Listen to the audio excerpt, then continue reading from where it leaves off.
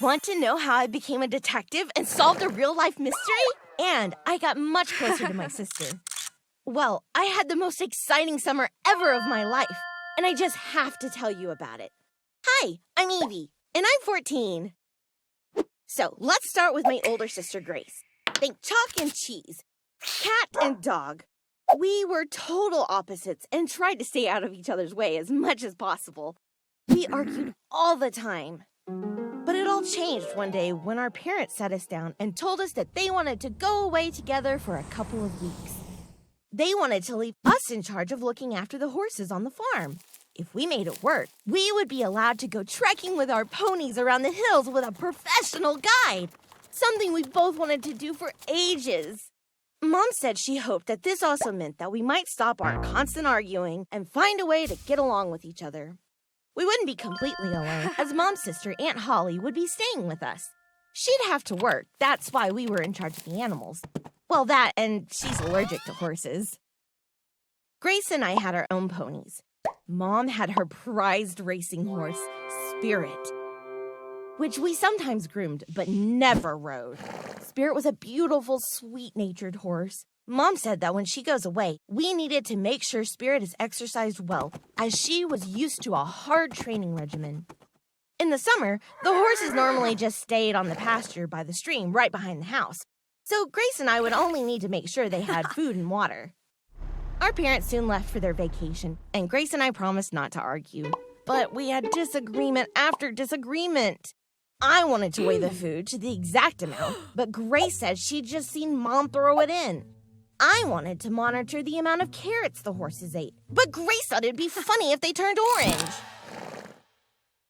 We didn't really talk or even look at each other at all. Finally, Aunt Holly turned up, but also invited her new boyfriend, Pete. He seemed okay, but Grace thought he was shifty, as he was always up early looking around the place and writing things in a notebook. Aunt Holly would give us errands when we weren't outside looking after the animals, like go to the post office or the grocery shop.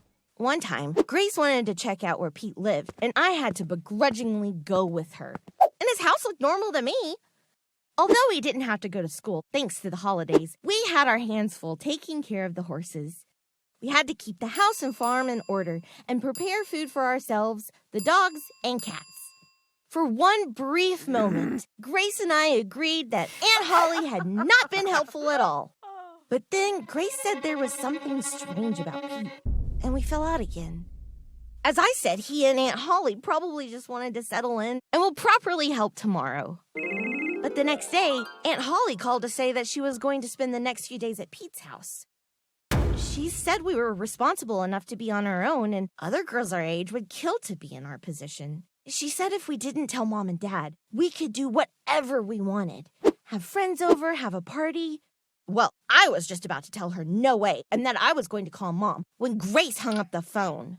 Grace asked what was wrong with me. This was our chance to be in an adult-free house. She said I should enjoy it rather than looking for problems. Early in the morning, I could hear the horses in the pasture were unsettled. I went out, and my pony Sundance was pacing back and forth in front of the gate. What had got him riled up? I soon realized Spirit was missing. I searched the pasture and the banks of the stream, but Spirit was gone. I shouted, "Grace!" in a panic. Thankfully, she was calm and reassuring. She said the fence had not been damaged, which was strange. Someone knew how to unlock the gate. We called Aunt Holly and told her we were going to the police. She was sorry she wasn't with us. She said she'd take care of the police, as we'd been through enough. She said we didn't need to worry our parents with it. Spirit would turn up soon. She would call back and let us know what they said. Grace and I waited for Aunt Holly to call. We both knew exactly what Spirit meant to our mom, and we waited and waited. Grace thought it was strange that the police hadn't turned up yet to get evidence and search the place and question us. And don't faint, but I agreed. We decided to search for clues ourselves. We soon found tire tracks, too big for a car. Then I noticed some rusty nails on the path. Grace was taking selfies, and I said, now is not the time. But then she spotted some red paint by the fence opening. Grace got serious and took lots of photos of everything for evidence. The tire tracks, nails, red paint. We felt like real detectives from TV. Grace wanted to check out Pete's house, but I said it might be dangerous. Grace said we had to get Spirit back as she might be in danger.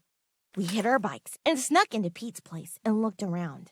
And we couldn't believe it! Grace found a red truck in a garage, the exact color of the paint on our fence. I saw rusty nails embedded in the wheels, just like the ones from our pasture. Then we heard a neigh. A wonderful, familiar neigh! Spirit! And standing in an enclosed paddock, there she was. Well, I was furious and barged straight into the house to confront Pete, Grace right at my side. But he wasn't there. Aunt Holly called and said the police had found Spirit and she was okay. I was about to get mad with her when Grace told her, "Thanks for letting us know," and hung up. We slowly realized there were no police. Aunt Holly had lied to us. We agreed there was only one thing to do. Steal Spirit back. Grace and I led Spirit on a halter out of the paddock, through the pasture, and back home. Grace and I hugged when she was safe and back in her paddock. We called the police. Then, Grace had the super cool idea to text Aunt Holly to say Spirit was back at home and the police were with us. Thanks for her help. It wasn't long before Aunt Holly showed up, shocked to see the police. We asked if she knew Pete stole Spirit, and the police said that they'd prefer to ask the questions. She said she didn't know and couldn't believe Pete would betray her like that. Then Grace noticed Aunt Holly's wrist was red, and I noticed she was scratching it. She had a rash, and we all knew about her allergic reaction to horses. Well, Aunt Holly went as red as Pete's van. I said, "How could you do that to Mom?" Aunt Holly started crying and confessed everything.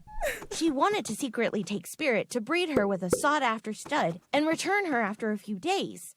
Aunt Holly wanted us to believe that the police had found her. She had been jealous of her sister Sarah, our mom, as she seemed to have everything. She was always a better writer, always had more success and luck. And she even had an amazing family. It turns out Aunt Holly hated her boring life. She was just a petty, jealous sister and a thief. She was trying to make herself feel better by exploiting others. When my parents returned, they were amazed how we handled the Spirit and Aunt Holly situation.